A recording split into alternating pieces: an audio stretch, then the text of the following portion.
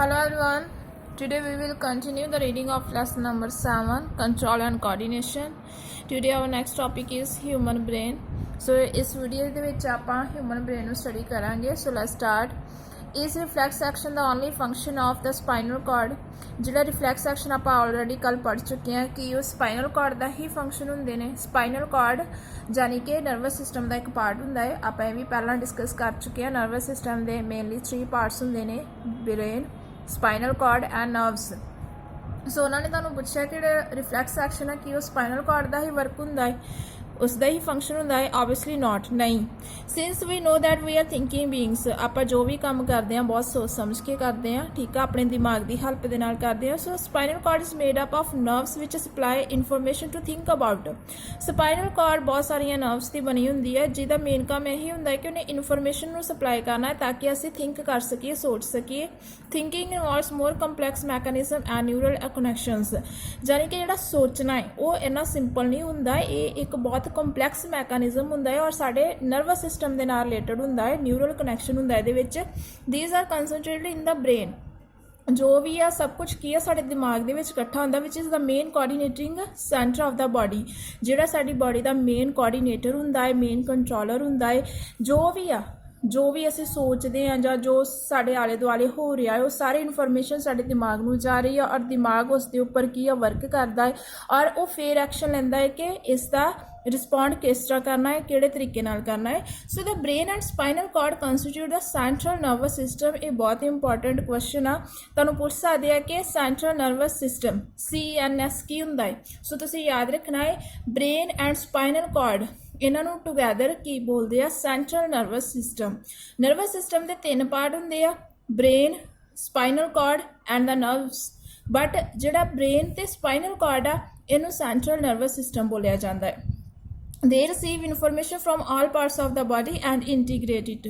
ਇਹਨਾਂ ਦੋਵਾਂ ਦਾ ਹੀ ਕੀ ਕੰਮ ਹੁੰਦਾ ਕਿ ਸਾਰੇ ਬਾਡੀ ਦੇ ਵਿੱਚੋਂ ਜਿੰਨੇ ਵੀ ਪਾਰਟਸ ਆ ਸਾਰੀ ਇਨਫੋਰਮੇਸ਼ਨ ਕਲੈਕਟ ਕਰਕੇ ਉਹਨੂੰ ਇਕੱਠਾ ਕਰਦੇ ਆ, ਠੀਕ ਆ.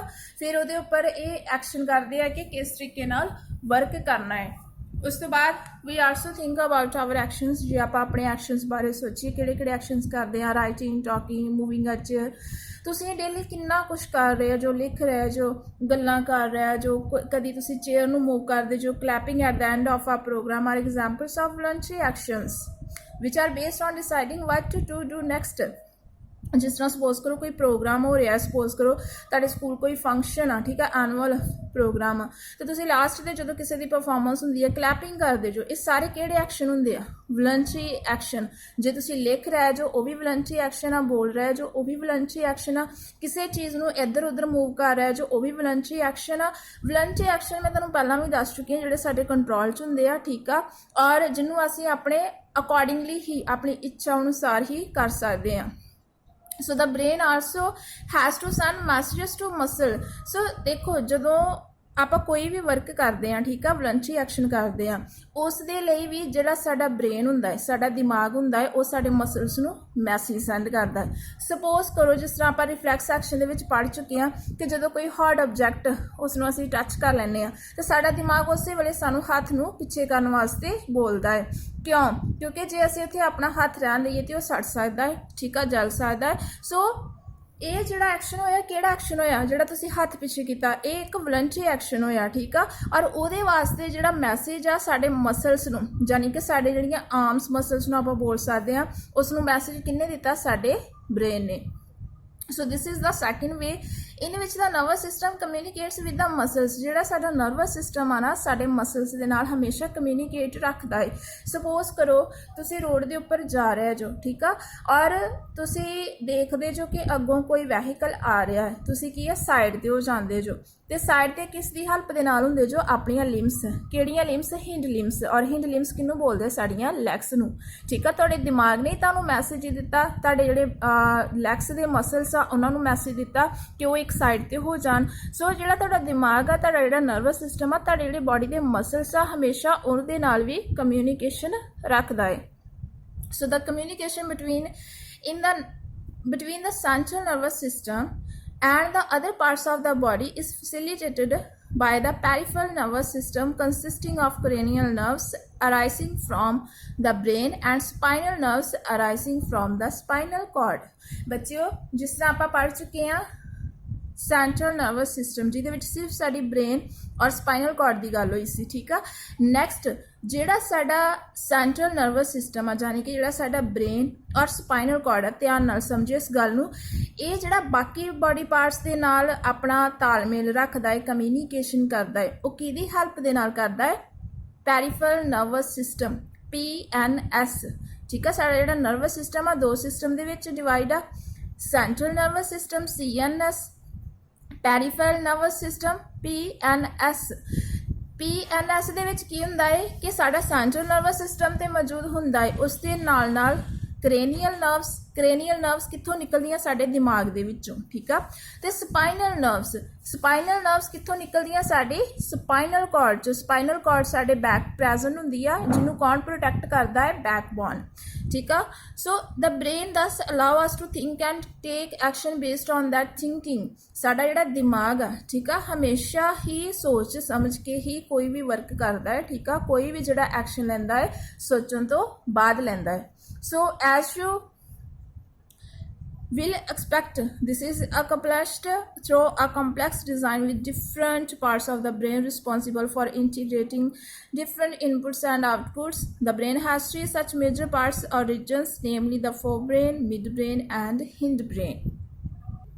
हाँ जी बच्चे, ਹੁਣ ਇਹਦੇ ਵਿੱਚ ਤੁਸੀਂ ਖੁਦ ਸੋਚ ਸਕਦੇ ਜੋ ਵੀ ਸਾਡਾ ਜਿਹੜਾ ਨਰਵਸ ਸਿਸਟਮ ਆ ਕਿੰਨਾ ਕੰਪਲੈਕਸ ਪਾਰਟ ਆ, ਕੰਪਲੈਕਸ ਸਿਸਟਮ ਆ ਸਾਡੀ ਬਾਡੀ ਦਾ, ਜਿਹਦੇ ਵਿੱਚ ਜਿਹੜਾ ਸਾਡਾ ਬ੍ਰੇਨ ਆ ਉਹੀ ਸਾਰਾ ਕੁਝ ਕਰ ਰਿਹਾ ਹੈ। ਜਿੰਨੀਆਂ ਵੀ ਇਨਪੁਟਸ ਆ ਸਾਰੀਆਂ ਬ੍ਰੇਨ 'ਚ ਜਾ ਰਹੀਆਂ, ਬ੍ਰੇਨ 'ਚ ਜਾ ਕੇ ਉਹ ਇੰਟੀਗ੍ਰੇਟ ਹੋ ਰਹੀਆਂ, ਫਿਰ ਆਊਟਪੁੱਟਸ ਵੀ ਸਾਡਾ ਬ੍ਰੇਨ ਹੀ ਦੇ ਰਿਹਾ ਹੈ। ਠੀਕ ਆ, ਭਾਵ ਕਿ ਸਾਡੇ ਆਲੇ ਦੁਆਲੇ ਹੋ ਰਿਹਾ ਹੈ ਉਹ ਸਾਰੇ ਮੈਸੇजेस ਸਾਡੀ ਬਾਡੀ ਦੇ ਵਿੱਚ ਕੀ ਹੋ ਰਿਹਾ ਹੈ? ਬ੍ਰੇਨ ਕੋਲ ਜਾ ਰਿਹਾ ਹੈ। ਠੀਕ ਆ, ਫਿਰ ਬ੍ਰੇਨ ਅੱਗੋਂ ਆਊਟਪੁੱਟ ਸੈਂਡ ਕਰਦਾ ਹੈ ਕਿ ਸਾਨੂੰ ਆਪਣੇ ਆਲੇ ਦੁਆਲੇ ਦੇ ਨਾਲ ਕਿੱਦਾਂ ਰਿਸਪੌਂਡ ਕਰਨਾ ਹੈ ਜਾਂ ਫਿਰ ਕਿੱਦਾਂ ਕਿਹੜਾ ਕਿੱਥੇ ਐਕਸ਼ਨ ਕਰਨਾ ਹੈ। ਠੀਕ ਆ, so brain has three such major parts or regions.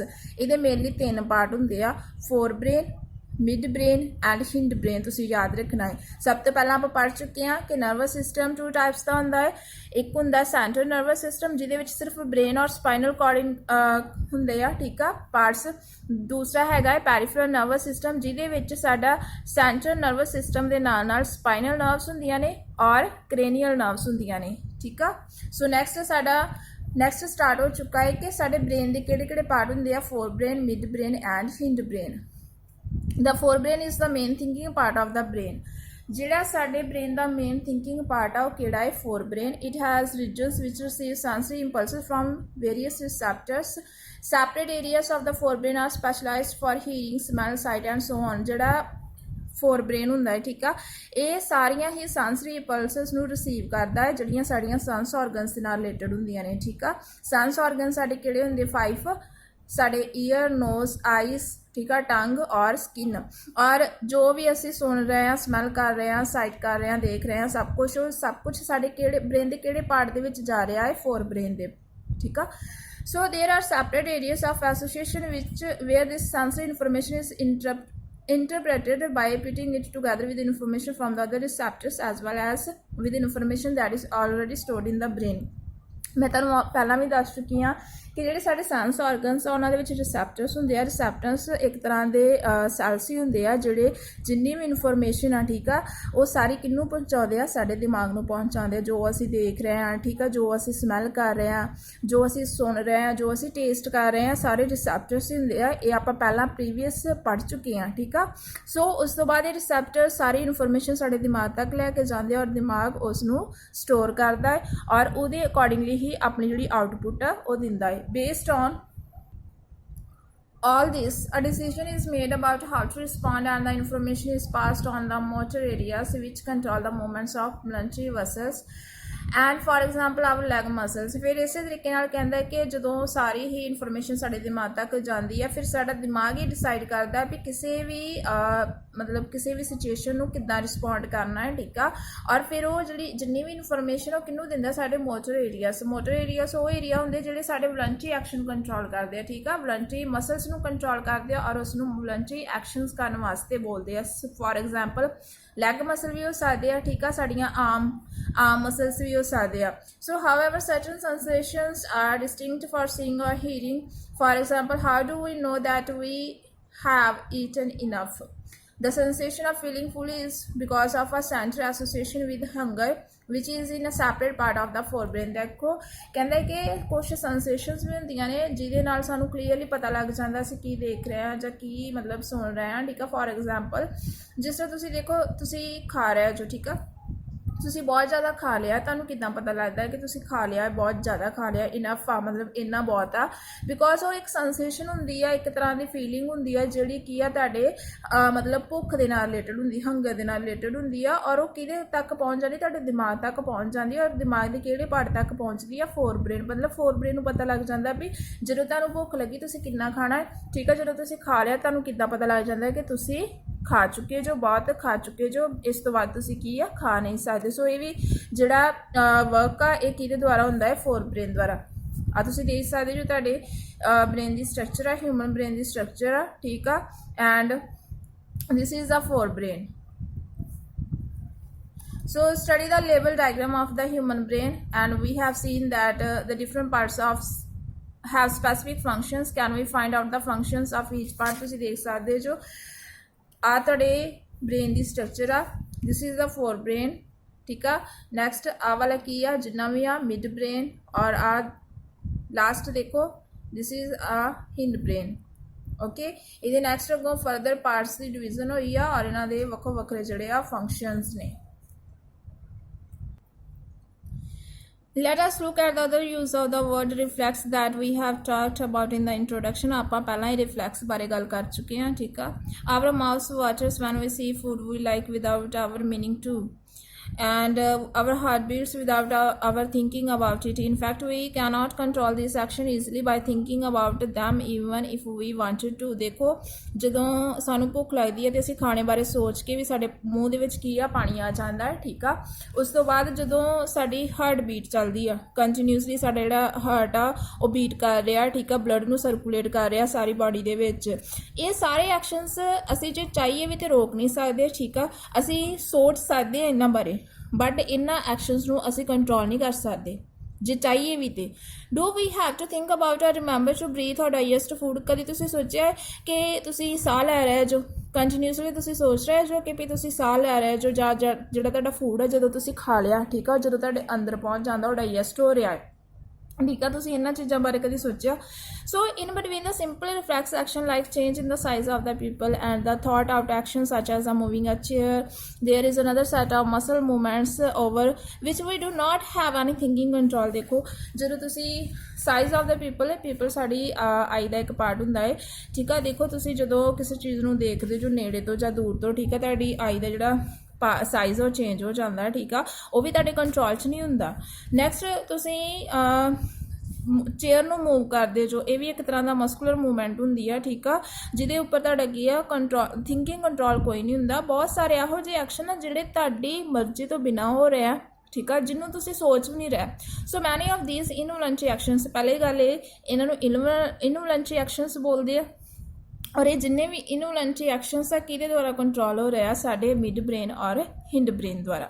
all these involuntary actions including blood pressure, salivation, vomiting are controlled by medulla in the hind brain। ਦੇਖੋ ਬਹੁਤ ਸਾਰੇ ਇਨਵੋਲੰਟਰੀ ਐਕਸ਼ਨ ਜਿਵੇਂ ਸਾਡਾ ਬਲੱਡ ਪ੍ਰੈਸ਼ਰ ਆ ਸਾਡੀ ਬਾਡੀ ਦਾ, ਕਦੀ ਉਹ ਘੱਟ ਜਾਂਦਾ, ਕਦੀ ਉਹ ਵੱਧ ਜਾਂਦਾ, ਕਦੀ ਉਹ ਨਾਰਮਲ ਰਹਿੰਦਾ ਹੈ, ਉਹ ਸਾਡੇ ਕੰਟਰੋਲ 'ਚ ਨਹੀਂ ਹੈ। ਸੈਲੀਵੇਸ਼ਨ ਜਿਹੜਾ ਸੈਲੀਵਾ ਪ੍ਰੋਡਿਊਸ ਹੋ ਰਿਹਾ ਹੈ ਸਾਡੇ ਮਾਊਥ ਦੇ ਵਿੱਚ ਠੀਕ ਆ। ਵੋਮਟਿੰਗਸ ਜਦੋਂ ਅਸੀਂ ਜ਼ਿਆਦਾ ਖਾ ਲੈਂਦੇ ਹਾਂ ਜਾਂ ਫੈਟਸ ਵਾਲਾ ਖਾਣਾ ਖਾ ਲੈਂਦੇ ਹਾਂ ਵੋਮਟਿੰਗਸ ਆਉਂਦਾ ਹੈ।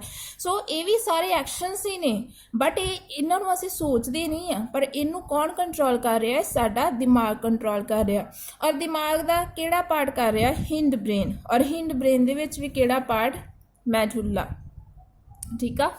ਸੋ ਤੁਸੀਂ ਯਾਦ ਰੱਖਣਾ ਜਿੰਨੇ ਵੀ ਸਾਡੇ ਵੋਲੰਟਰੀ ਐਕਸ਼ਨਸ ਆ ਉਹ ਜ਼ਿਆਦਾਤਰ ਫੋਰ ਬ੍ਰੇਨ ਕੰਟਰੋਲ ਕਰਦਾ ਠੀਕ ਆ, ਤੇ ਜਿਹੜੇ ਸਾਡੇ ਇਨਵੋਲੰਟਰੀ ਐਕਸ਼ਨਸ ਆ ਜਿਹੜੇ ਸਾਡੇ ਕੰਟਰੋਲ ਦੇ ਵਿੱਚ ਨਹੀਂ ਆ ਉਹਨੂੰ ਕੌਣ ਕੰਟਰੋਲ ਕਰ ਰਿਹਾ, ਮਿਡ ਬ੍ਰੇਨ ਐਂਡ ਹਿੰਡ ਬ੍ਰੇਨ।